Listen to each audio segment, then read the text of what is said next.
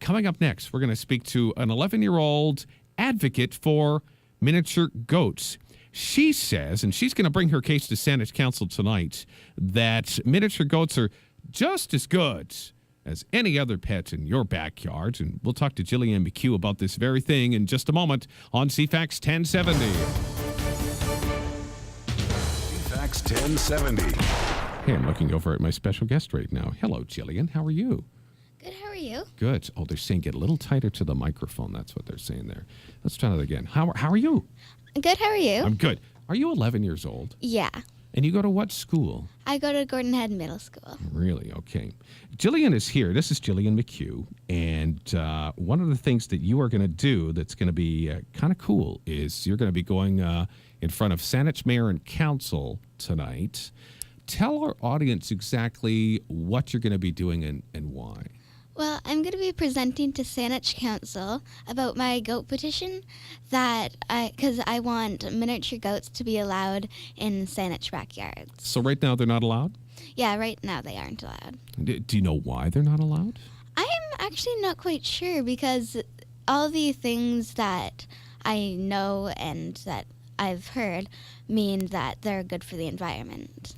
Okay, talk to me a little bit about that, because I know you've done some research and you've looked into this quite a bit, and this is some of the things that you're going to be doing when you talk to Mayor and Council tonight. Why is it a good idea? Why are they something that we should not be afraid of to have in our backyards? Well, they're very good for the environment because they eat grass and invasive plants like ivy and blackberry bushes, so that you won't have to mow lawns and weed whack as frequently, which will help stop polluting our air and sound as much as we do now. Right.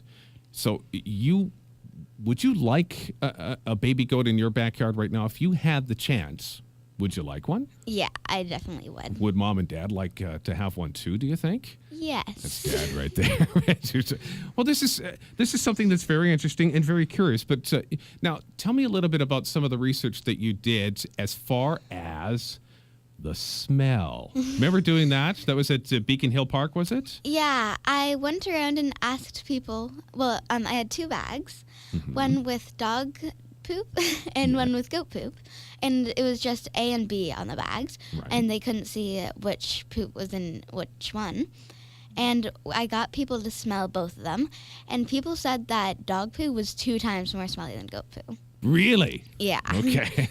And you knew this going in, right? Yeah. Okay. So what do you think is going to happen tonight? Because my understanding is that some on Saanich Council and even the mayor might be looking towards this with some favor. They might think this is a good idea. Or do you have an idea at this point as to what they're thinking?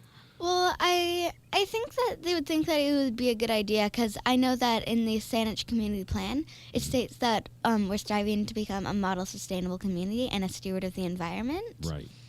And I think that doing this will really help with that.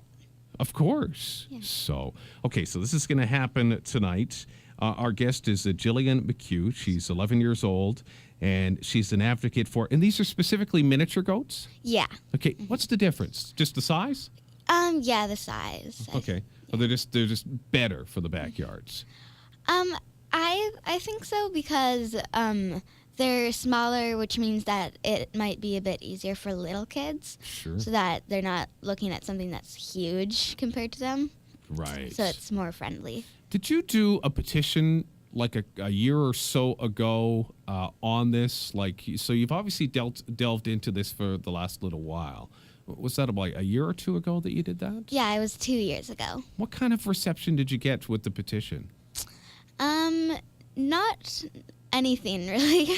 Because you took it to Saanich Council then, and they didn't really say too much back to you? Is that what happened? Well, I actually sent in my petition, and then there was nothing really coming back after that. They said nothing. Okay. So this time you're going to go in person, and you have a new petition, or? It's the same petition, but I have a couple of things that will help my case a bit more. Okay. All right. Are you ready for this? I really hope so. Are you nervous about it or not really? Yeah. Are you? I'm really nervous. You don't sound nervous at all on the air when you're talking to me, so. I was definitely nervous. Oh, really? Okay.